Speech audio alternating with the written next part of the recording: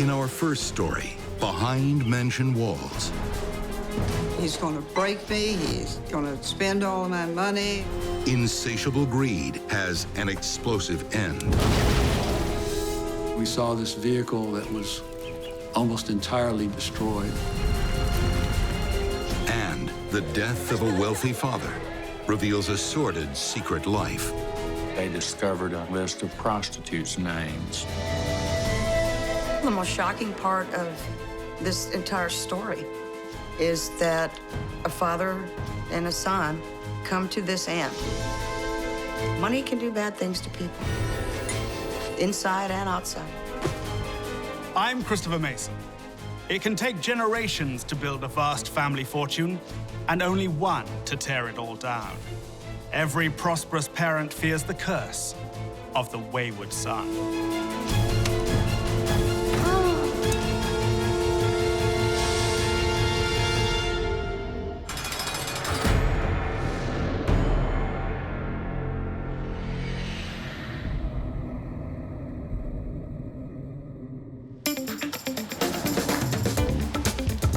The city of Naples, Florida.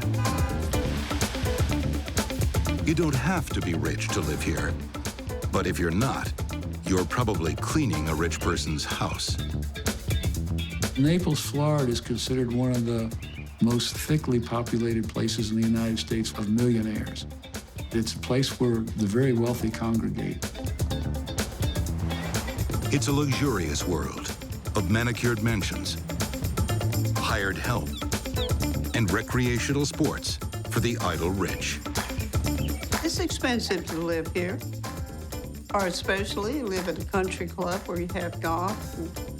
Golf is a very expensive thing. So, who are the millionaires of Naples?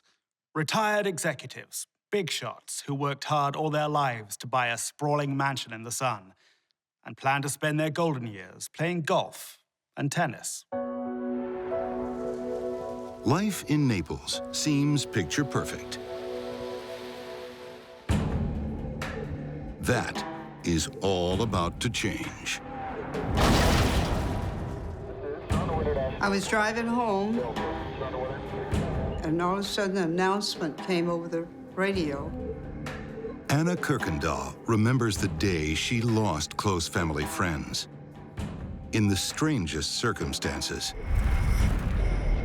Everything they said about the car blowing up, and that there was a mother and a son and the daughter. And it had to be them. I mean, that's all I could think of. It has to be the Bensons. On July 9th, 1985, a car explodes in the driveway of a mansion on White Violet Drive.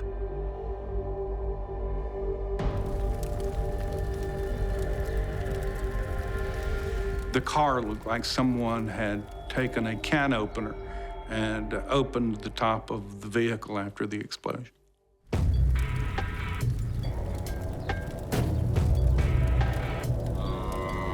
There were bodies laying at the scene. Mrs. Benson was laying on one side. Part of her face was blown away. It was a very gruesome scene. Margaret Benson, age 63, is killed instantly. So is her youngest son, Scott, just 21. Her daughter, 40-year-old Carol Lynn, clings to life with horrific burns. I've just lost my best friend, a young man that I had raised since he was, he was 11 or 12 years old, and I cared deeply for Scott. There's another survivor.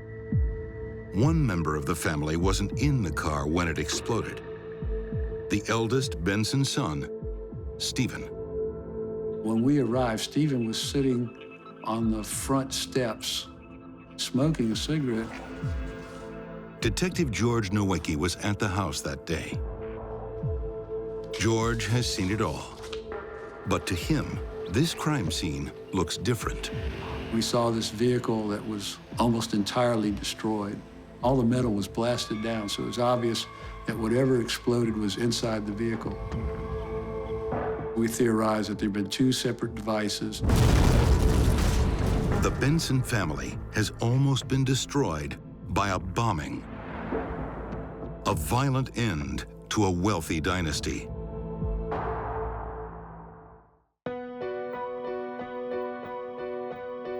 Margaret Benson is the family matriarch, a widow worth millions.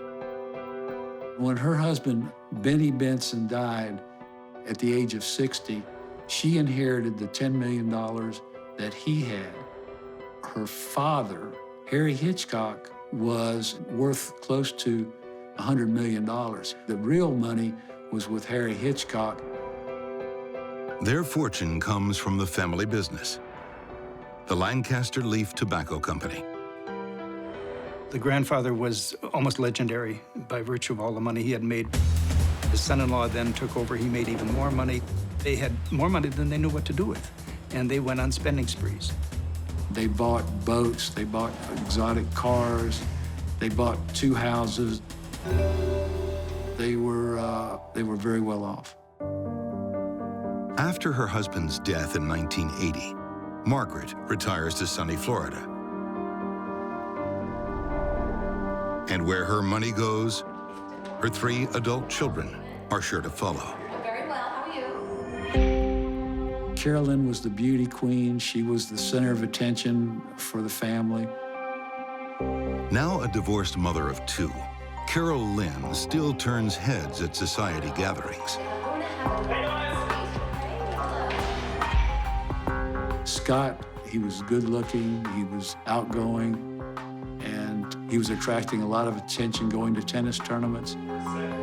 And even more attention from his habits. Chasing girls, crashing expensive sports cars, and snorting cocaine. And Stephen just seemed like he was the one that was the very ordinary, one that was not exceptional in any way. Stephen is married with 3 kids.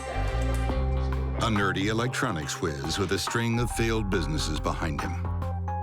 Stephen was a spoiled, young, rich kid who was given too much, and when he didn't do properly, he was not disciplined.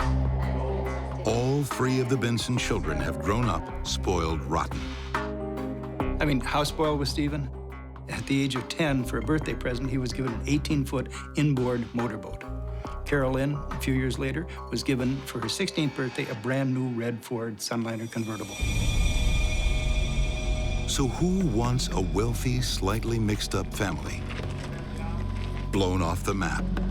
When somebody's killed with a bomb, it's usually for political reasons or for organized crime type reasons. Turns out, there may be a link to the Florida underworld. Scott Benson, the tennis player, is a rich kid with rich tastes in parties, ladies, and drugs.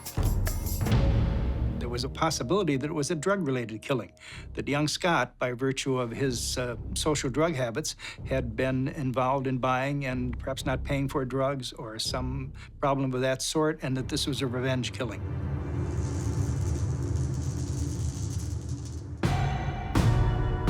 When that theory becomes a dead end, police turn to surviving witnesses. Carol Lynn is in critical condition, too severely burned to speak.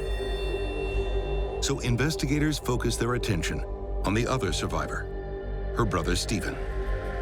He said that he was crossing right in front of the vehicle and just right in front of the windshield when the bomb went off.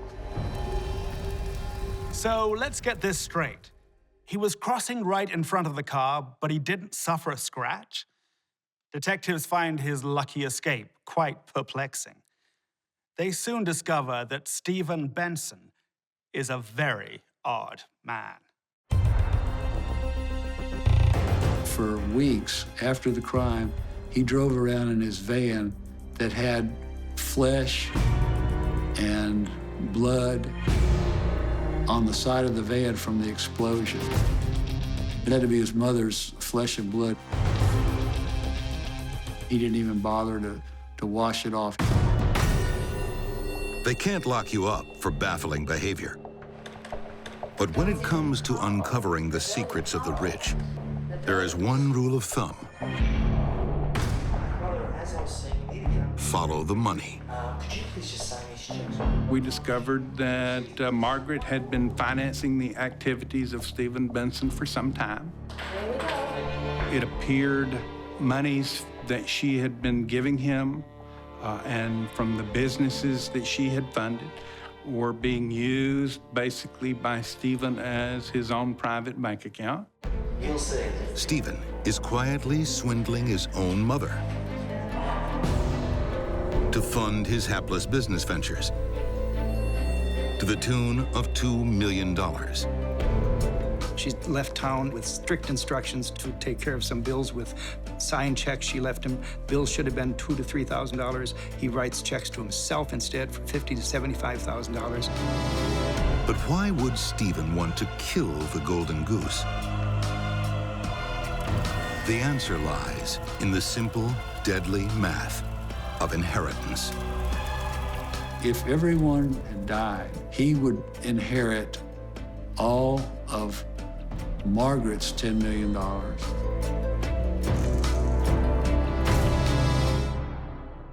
Could Stephen Benson be so ruthless? Only one person can answer that. His sister, Carol Lynn, clinging to life in the hospital. 3 weeks after the explosion, she can finally talk. So, what kind of story does she have to tell? Help me! She recalled making eye contact with him. She wondered why he wasn't coming to help her.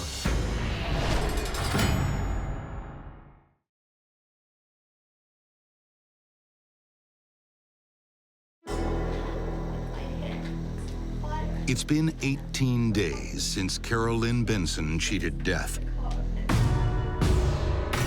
2 bombs turned her family's car into scrap metal, killing her mother Margaret and her brother Scott. There's another survivor, her older brother Stephen.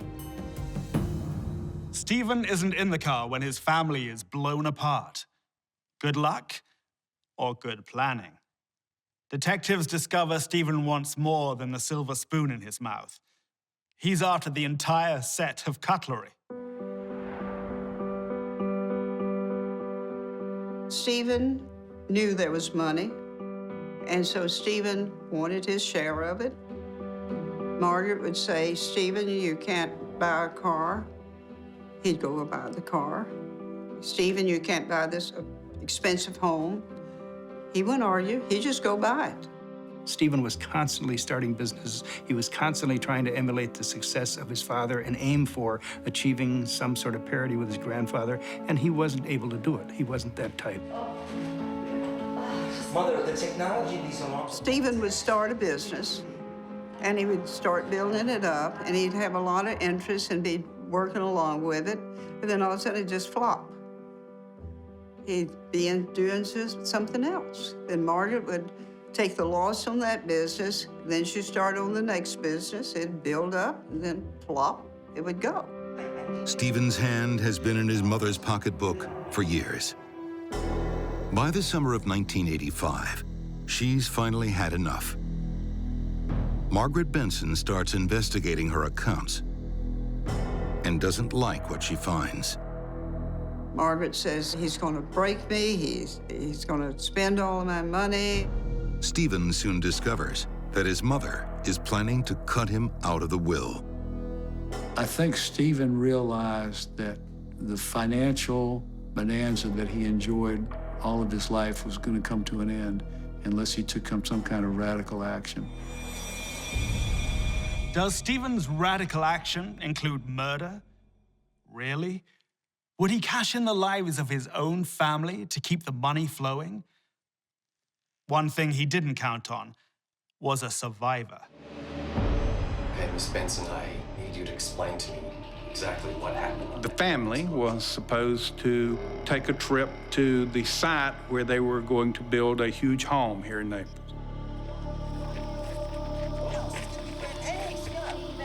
Why don't you drive? Stephen began placing everyone in the vehicle in particular locations. Come on, Stephen, you're being silly. He doesn't drive. According to Carol Lynn, Margaret was sitting in the right front seat, and she thought it was very strange because Margaret usually likes to ride in the back. I can't wait to see you. Scott was sitting behind the steering wheel. What the hell's going on? Normally, Stephen would be driving. Are you kidding me? Come on, Carol, let's go. Come on. Carol Lynn realized that it was just a short trip. It's okay. What's wrong with you? I'm looking forward to She thought it was very strange. Carol Lynn says that just before the family leaves, I'll be back. Give me 1 second. Stephen forgets something and rushes back to the house. Well, what is this about? Oh, it is so infuriating. He knows I get car sick. I don't know. This is ridiculous.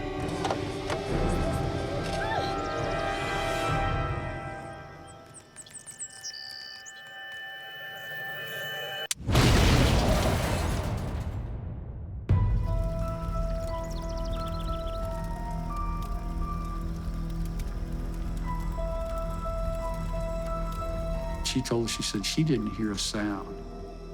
She said she just saw this huge ball of orange mass coming at her. She could not hear anything, and it was just engulfing her.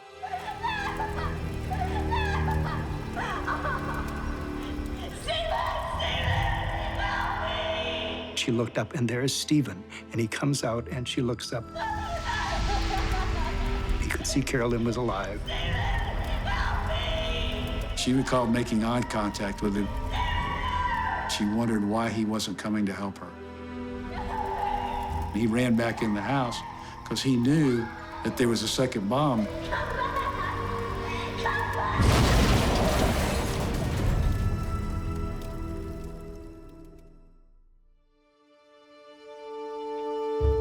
Carol Lynn's revelations make it very clear.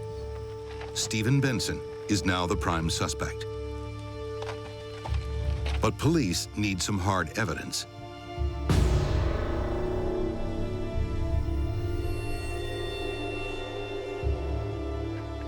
They find it in the wreckage. Fragments of plumbing pipe. Our bomb expert was able to piece together the pipe almost like a jigsaw puzzle. It was a 4-inch diameter pipe, 12 inches in length.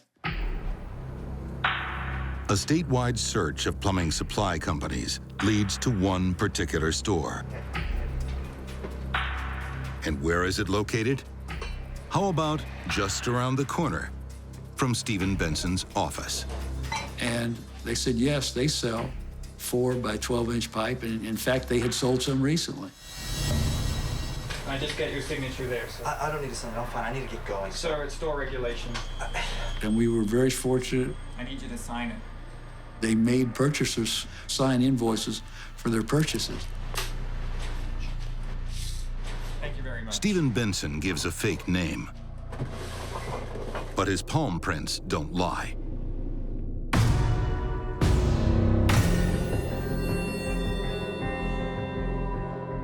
I looked at the two documents side by side, and even somebody who is not a fingerprint expert could look at the two sets of prints and say, it has to be him. One more piece of evidence helps detectives complete the puzzle. As a teenager in high school, he had experimented with small explosive devices contained in small tubing. With his electronics background and his explosives background, it was a natural choice to accomplish the murders. Police now have the eyewitness, the evidence, and the motive. That is what's going on. They arrest Stephen Benson and charge him with murder.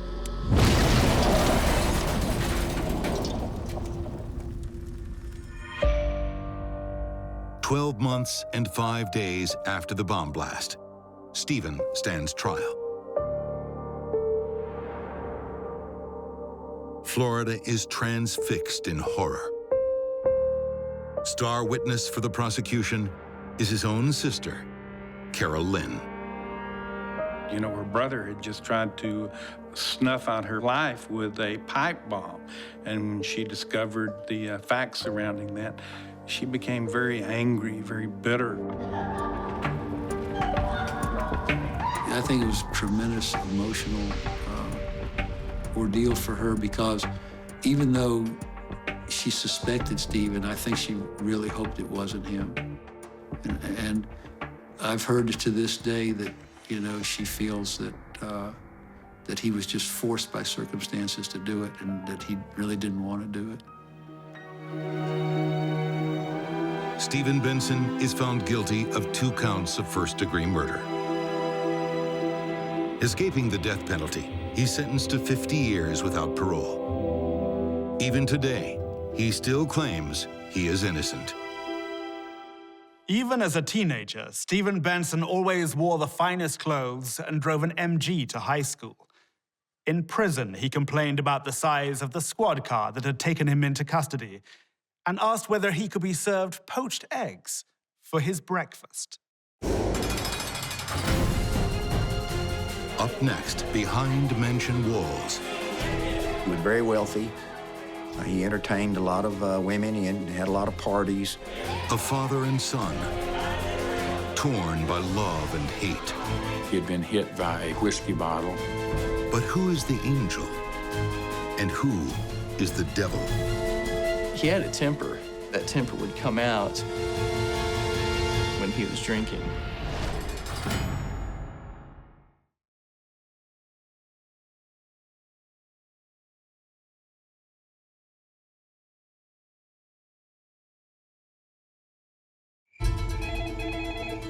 The airplane pilot called. He was waiting for him at the airport to take him to the Monday night football game to watch the Cowboys. And we knew if he didn't show up for that, something was terribly wrong. We got a call from law enforcement. They had found a deceased person's body in a home in Horseshoe Bay. When the well-to-do are murdered, it tends to attract a lot of attention. A violent death demands an explanation, especially when the deceased is as popular as Texan millionaire Charlie White. This murder just shocked the place.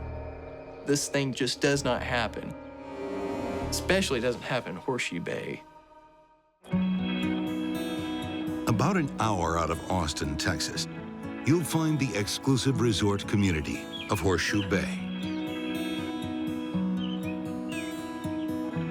Horseshoe Bay, it's just a quiet place. It's small. We live here for a reason, you know, because it's not big city and it's not hustle and bustle. It's also away from the hustle and bustle of the less fortunate.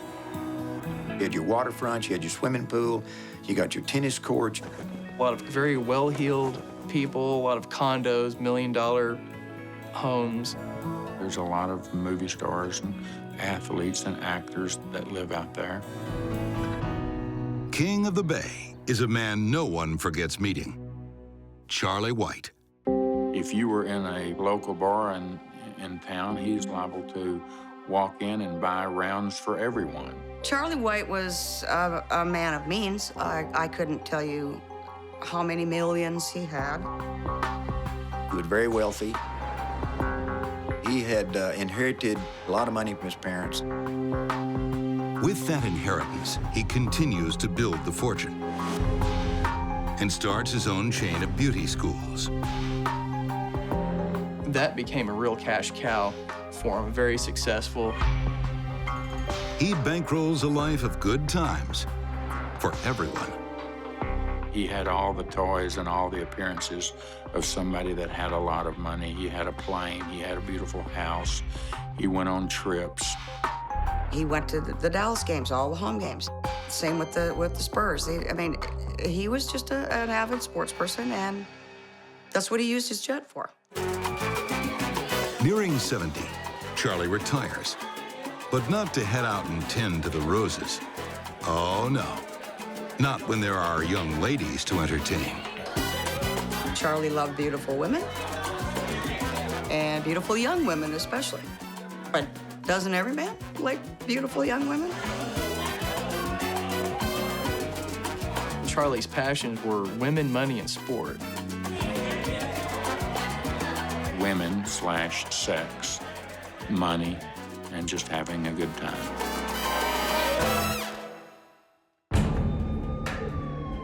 Now, the party is over.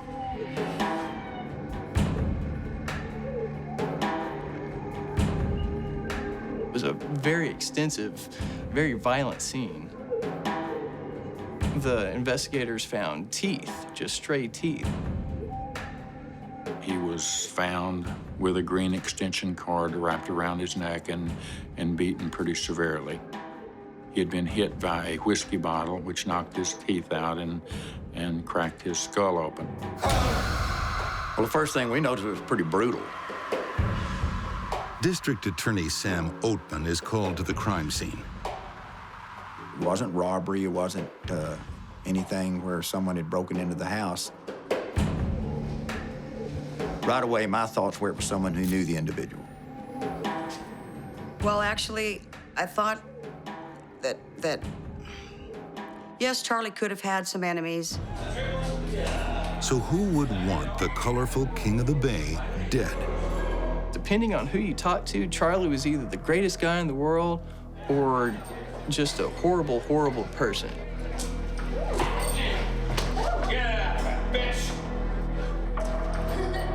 Charlie had a temper, and apparently that temper would come out when he was drinking. And Charlie's young girlfriends, many of them are being paid by the hour. One thing that they discovered in the home was a list of prostitutes' names. A list of names. Busty Dolores. It also had these really colorful descriptors for them. Bondage Butter. Physical attributes and characteristics, and pet names, nicknames, things like that. Thousands of them. They thought, well, maybe a prostitute or somebody involved in prostitution had done this to him for some reason. The great pirates of the Caribbean in the 17th century had a saying, "Dead men tell no tales." But they'd never encountered a dead man with a pacemaker. Through the examination of the pacemaker after the autopsy, they could actually pinpoint the exact time of his death. So the investigators were looking into who he was with that day, around that time. Well, there we here. Charlie White died at 9:38 p.m.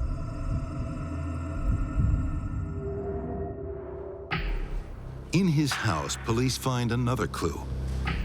A receipt from a visit to a local mall just 2 hours earlier.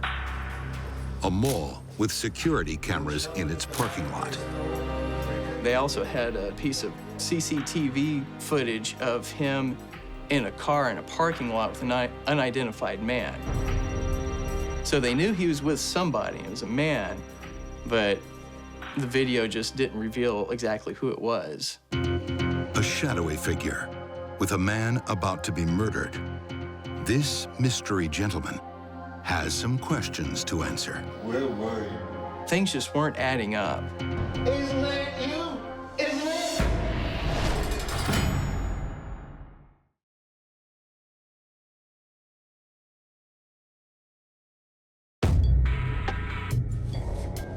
When millionaire playboy Charlie White is found brutally murdered, it shocks the wealthy enclave of Horseshoe Bay, Texas. Never saw Charlie lift a hand to anyone. No, that wasn't his style. He could yell at you, but, I mean, that'd be it. Carol Noble was a good friend of Charlie White, with fond memories of the exuberant millionaire. He loved Sherry's money. Many times we went out to dinner together and he would want to pick up the tab. Others in town aren't so sure about the big-spending, big-talking Texan. Very few of them said, well, he's a good guy, but he had a temper. Lots of people were either for him or against him. He had a lot of friends in the community, but there were definitely people that he had run-ins with. Yeah, Benson. Charlie's, he's an enigma. I mean, he's hard to pin down. If you saw him in public on the surface, you would have thought, man, what a great guy. He's having a good time and he's picking up the tab for it. But if you talk to his family, most family members, you would readily agree that there was a dark side to Charlie White Sr. He had 5 kids, and most of them had a tragic story to go with their life. The wealthier Charlie got, the more he lost. Charlie's wife left him in 1975. Then his 11-year-old daughter was hit by a car and eventually died. His son Lance killed himself with a shotgun. Another son, Ronnie, disowned the family and lives as a recluse in the California desert. And then there's the youngest son, Darren. Darren's a chip off the old block. He was a ski instructor. He was a handsome young man. Charlie White Sr. relied on Darren's good looks and good personality to pick up good-looking women.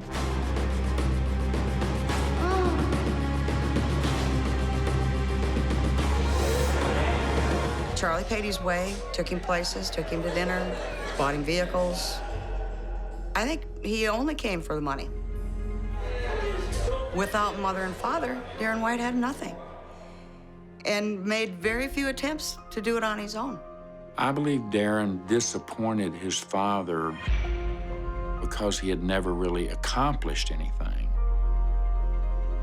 I think he definitely wanted Darren to understand I've got the money and I can spend the money if I want to, and and I can cut you off if I want to.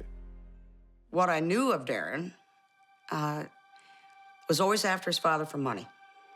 Give me this, give me that. Money. That's what gets a rich man killed. When I first heard that Charlie was dead, and that he'd been murdered, pretty much, my first thoughts went to Darren. The Texas Rangers are thinking the same way. Yeah, well, like I told you, Darren is called in for routine questioning. You murmurs, please. The investigators were speaking to Charlie's son, Darren. You know, whatever you say. Some of the answers that he was giving, some of the chronology, the timeline, things just weren't adding up. We know you were with your father that night. 1 hour into the interview, Charlie's wingman is caught in a lie about his alibi. Isn't that you? In the car park? There's your father. Looks like him. Tripped up, he takes a fall. Isn't that you?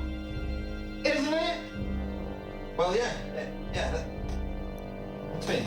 It was Darren with Charlie at the mall, just 2 hours before his murder. And now, Darren can't hold back the truth. You've got to understand it. It was self-defense. Oh, I'm listening. Self-defense? From a 73-year-old with a pacemaker? You kept calling me names and abusing me.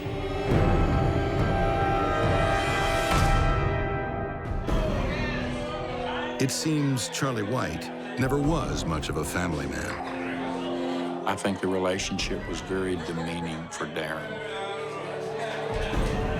Charlie White would call him things like a dumbass, a loser, a failure, those kinds of things in front of his friends. And usually, it was followed by a pop on the back of the head or a drink over the top of your head.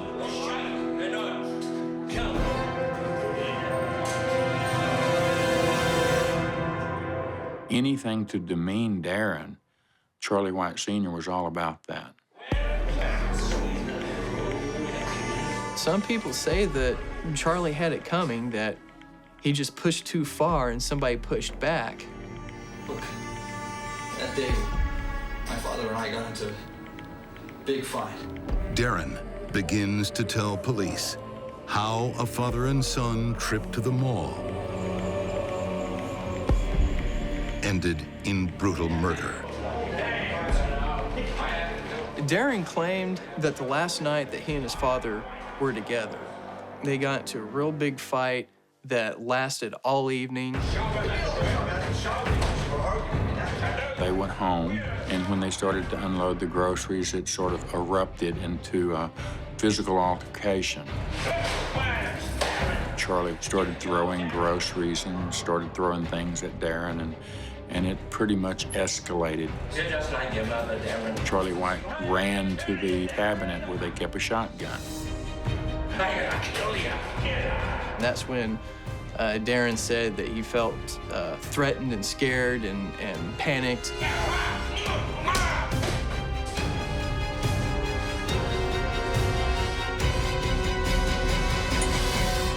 Next thing you know, his father is on the floor bleeding with teeth all over the floor. Darren admitted to bludgeoning him to death with a whiskey bottle and then tying an electric cord around his neck and then around his feet. A brutal fight to the death.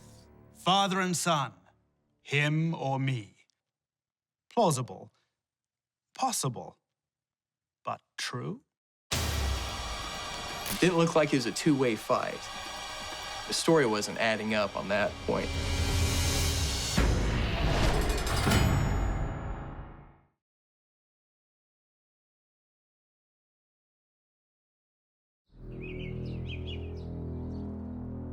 I want you to tell me. The son of millionaire Charlie White is under arrest for the murder of his father. I tied it around his leg. I can't imagine what it'd be like to be killed by my own son. I wrapped it around his neck about 5 or 6 times. That your relationship was so bad that it came down to that, it's hard to imagine.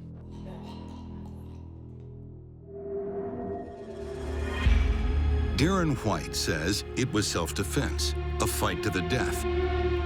The evidence says something else. Darren specifically said that his father started throwing groceries at him as the fight escalated, throwing canned goods.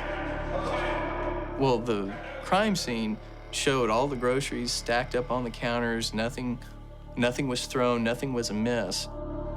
Okay, let's take a look. Detectives think the truth is written right on Darren's body. So the investigators took photos of Darren. They had him stripped to the waist, and they took pictures of his fingernails, of his knuckles. There was no indication that there was any kind of a fight, that any bruises or any broken bones or any lacerations that Darren had on his body. That's where he threw the groceries at you? Yeah, in the bottom. In the bottom? Yeah. They didn't see any marks on him that would suggest that he was fighting for his life and needed to defend himself. So his story wasn't adding up on that point. Turn around. Didn't look like it was a two-way fight. And with that evidence, Darren White's future hangs by a thread. On trial for murder, the jury must decide, did he kill his father in a fit of sudden passion, or was this bitter revenge served cold? He might have had in mind all along that if just one more time and I'm going to hit him. To strangle the man. So to me, that's more of a premeditated thought process. Once you've hit him with a bottle and then you want to continue the process, all of a sudden deciding, what have I done? Gee, I'm sorry, or whatever you might do if it is, in fact, a sudden rage situation. He had a vehicle to get out of there and leave, and he didn't have to commit an act of murder. Charlie, he didn't deserve to die. That was not Darren White's right to kill him. Over the years, Charlie had given Darren many reasons to hate him. But one was a little beyond the pale. Darren said that Charlie would make advances on his girlfriends and even slept with his girlfriend one time and would brag about it.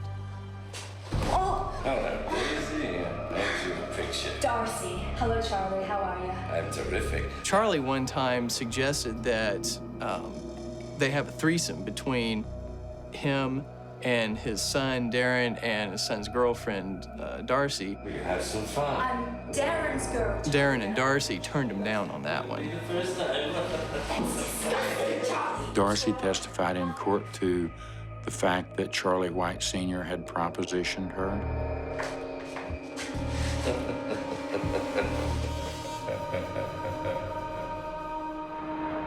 She has another story. The first time Charlie meets Darcy's father, he makes an offer of friendship. Would he perhaps enjoy the services of one of Charlie's prostitutes? Charlie's treat. Darcy's father is horrified and rejects the offer.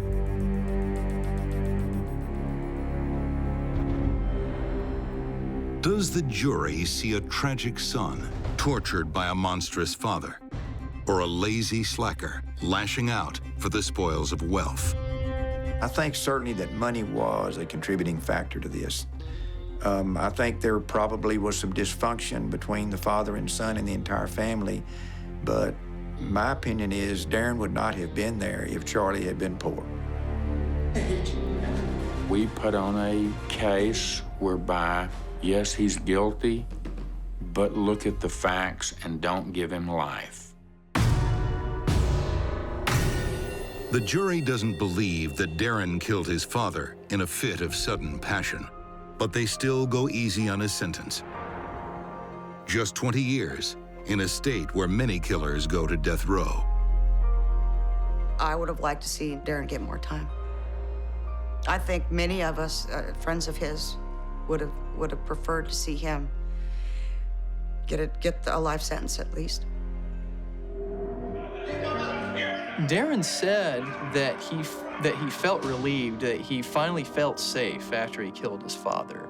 You know, that this thing was welling up for years and years and finally broke. There was something between him and his father, something that wasn't good, something that was very, very toxic. I don't know if anybody doubts that. I don't think anybody can doubt that. I feel the most shocking part of this entire story is that a father and a son come to this end. Money can do bad things to people, inside and outside.